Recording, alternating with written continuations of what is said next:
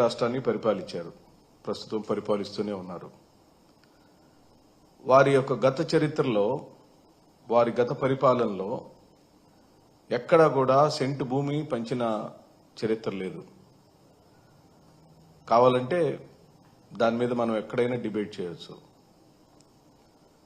కానీ 2019-24 మధ్య కాలంలో ఆంధ్రప్రదేశ్ ముఖ్యమంత్రిగా ఉన్న శ్రీ వైఎస్ జగన్మోహన్ రెడ్డి గారు 30.6 లక్షల ఇళ్ల పట్టాలను నేరుగా లబ్ధిదారులందరికీ చేర్చారు. 71,811 ఎకరాల భూమిని పేదవాళ్లకు సక్రమంగా పంపిణీ చేయగలిగారు. అది వివిధ రూపాల్లో ఆ భూమిని రాష్ట్ర ప్రభుత్వం సేకరించింది, కొన్నది, రెగ్యులరైజేషన్ చేసింది. దానికైన ఖర్చు 15,364.5 కోట్ల రూపాయల విలువ కలిగిన భూములను పేదవాళ్ల కోసం భూమిని కొనుగోలు చేసిన ప్రభుత్వ చరిత్ర జగన్మోహన్ రెడ్డి గారిది. 25,374 ఎకరాలు కొన్నాం. 25,374 ఎకరాలు 15,364.5 కోట్ల రూపాయలు విలువ చేసే డబ్బులతో రాష్ట్ర ప్రజలకు ఇల్లు ఇవ్వాలనే, ఇంటి పట్టా ఇవ్వాలనే దృఢ సంకల్పంతో చేశాం. కేంద్ర ప్రభుత్వం ఇచ్చిన గణాంకాలలో లేదా వాళ్ళు చెప్పిన సూచనలు కూడా అది గ్రామీణ ప్రాంతం అయితే సెంటున్నారా, పట్టణ ప్రాంతం అయితే సెంటు భూమిని అనేది కేంద్ర ప్రభుత్వం కూడా సూచించినటువంటి ఆలోచన. దాన్ని ఎక్కడా డీవేట్ కాకుండా రాష్ట్ర ప్రభుత్వం ఆనాడు జగన్మోహన్ రెడ్డి గారి యొక్క హయాంలో ఎంతో సక్రమంగా జరిగింది. అదే కాకుండా ఏఎంఆర్డీఏ ల్యాండ్ 1,074.18 ఎకరాలు, దాని విలువ 966.76 కోట్లు. టిడ్కో హౌసెస్ కు సంబంధించిన భూములు 2,550.96,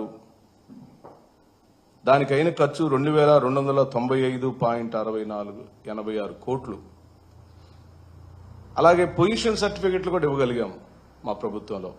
ఆనాడు 9,800 మందికి పొజిషన్ సర్టిఫికెట్లు ఇచ్చాం. ఈ మొత్తం కలిపితే 71,811.49 ఎకరాల భూమిని రాష్ట్రంలోని పేదవాళ్ళకి ఇస్తే దానికైన ఖర్చు 56,102.91 కోట్ల రూపాయల విలువ చేసే ధనాన్ని పేదవాళ్ల కోసం రాష్ట్ర ప్రభుత్వం వెచ్చించింది.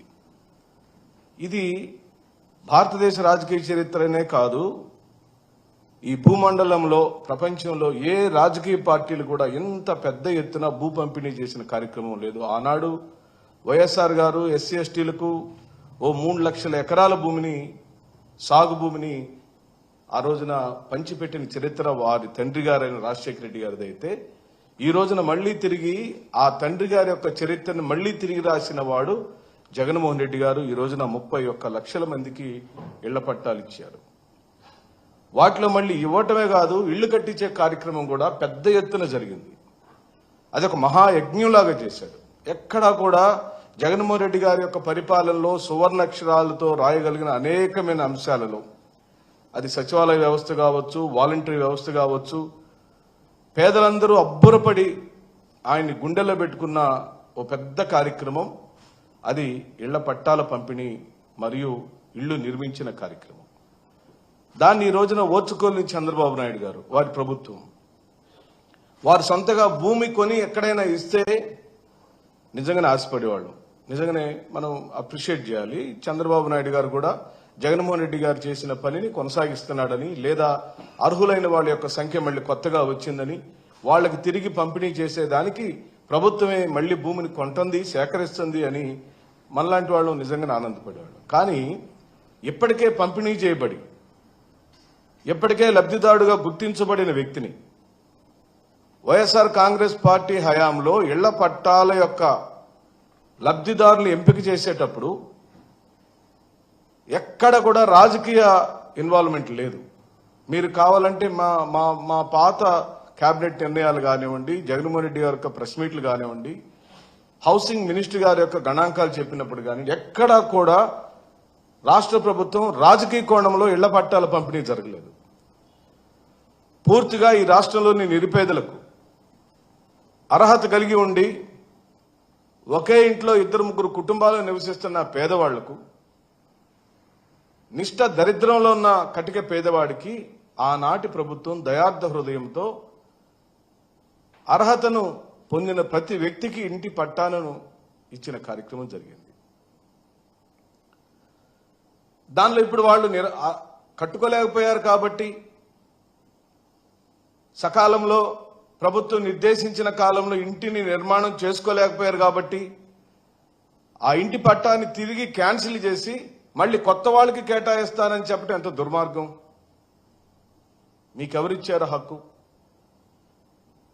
ప్రభుత్వము తన ధనంతో, ప్రజాధనముతో ప్రజల కోసం నిర్దేశించబడిన ఇళ్ల పట్టాలను మళ్లీ దాన్ని అనర్హత రూపంలో కొట్టివేసి తెలుగుదేశం పార్టీ కార్యకర్తలకు పంచటానికి జరుగుతున్న పన్నాంగంగానే కనపడుతుంది, కానీ మరి ఏ ఇతర కార్యక్రమం కాదని డంకాపదంగా చెప్పగలుగుతాం.